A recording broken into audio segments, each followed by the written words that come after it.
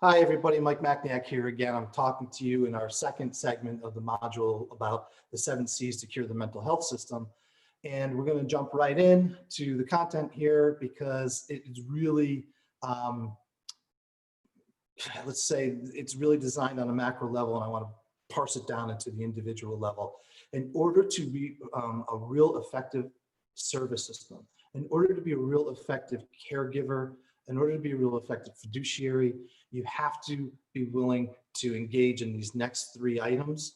And in order to be a successful human being, a successful person, somebody who's on their A game, rising their game to the next level, you got to be willing to participate in these 3 things. So let's get right into it.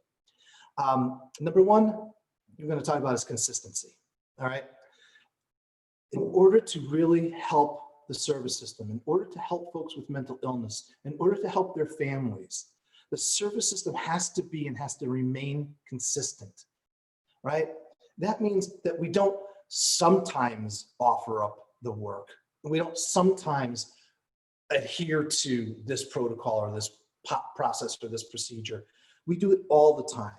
We let everybody know what we're going to do, and we understand what our policies and procedures are, and we follow those policies and procedures. There is nothing that annoys me and frustrates me more than when I'm on a call with, 10, 12 different people, and all of a sudden they're talking about this policy that nobody ever knew existed. Well, we can't do that because they don't, it's such, whatever reason. I'll give you an example. The other day we were on a call, and I heard pushback that we could not put an individual on a wait list for a bed because yesterday this individual said that they wouldn't go to the bed.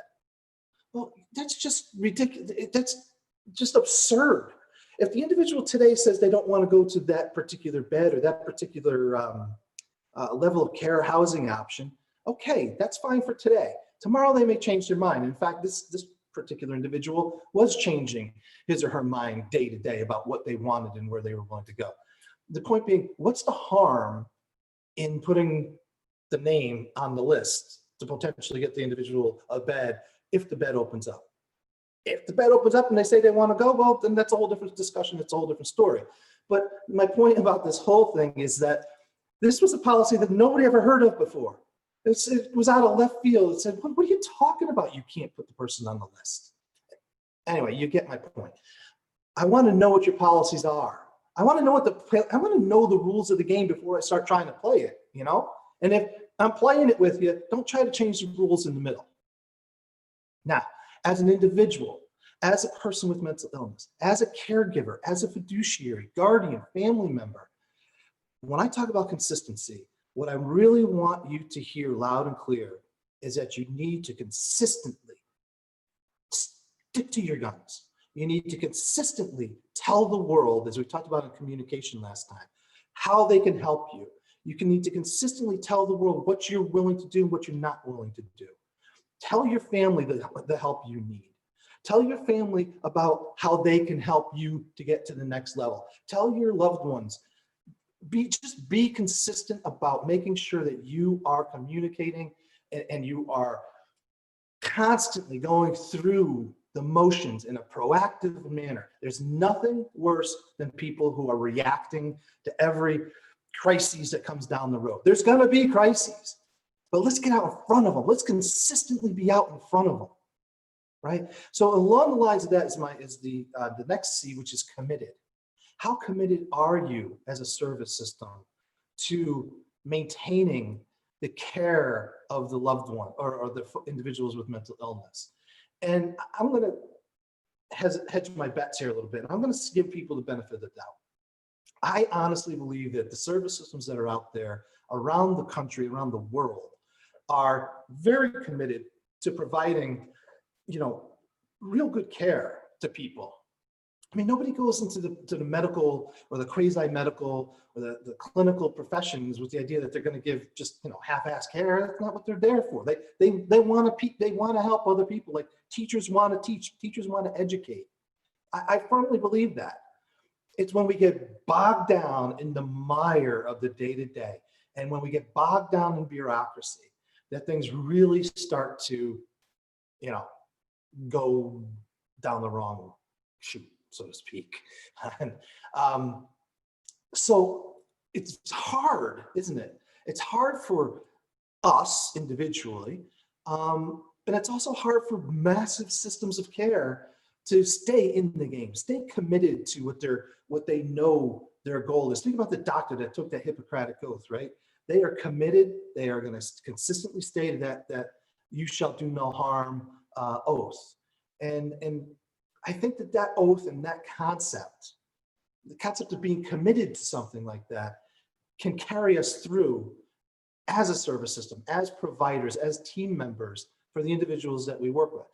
Now, this also goes in two different ways, right? We have the macro level where we're talking about the commitment of the entire system. And then you also have it on a micro level where people get burnt out, people get sad, people get helpless and hopeless, and they feel beaten down, they feel downtrodden. I had a woman I was in a meeting with, we were talking about a guy who not only has a form of mental illness, but he's unfortunately an alcoholic, like a deadly, drinking himself to death, literally alcoholic. And the woman began to cry. She says, "I love the guy. He's just a good guy. I just cannot get him to stop drinking."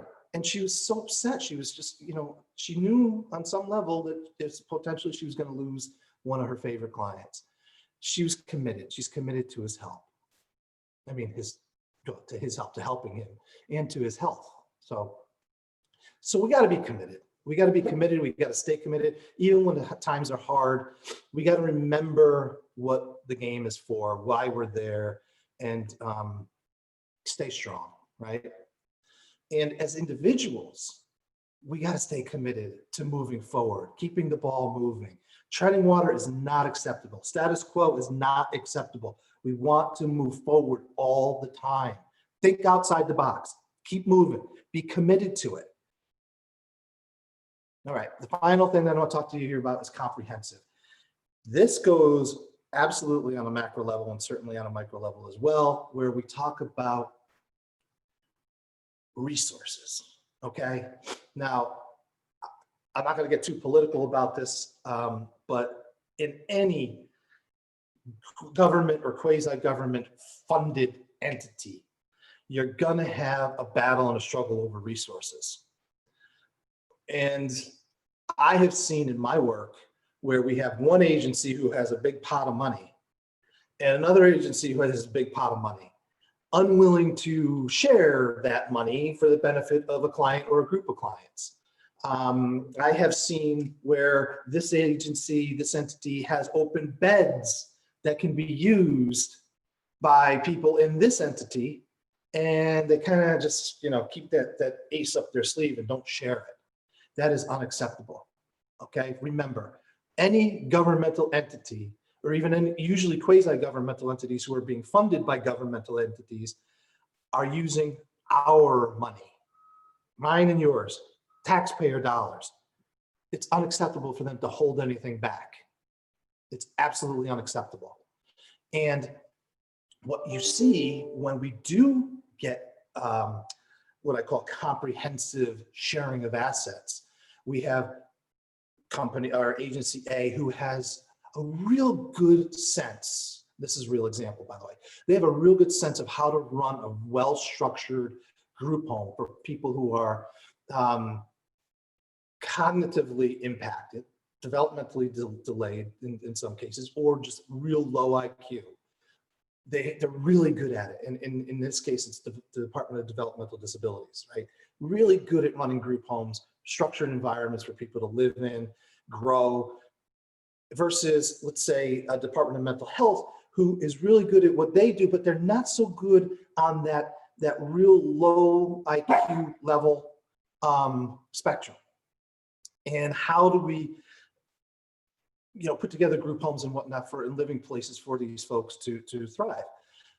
Well, when you get those two entities talking together and they say, something, we DDS will offer up our beds in these group homes to some of your Department of Mental Health clients or who can really benefit from the work that we do.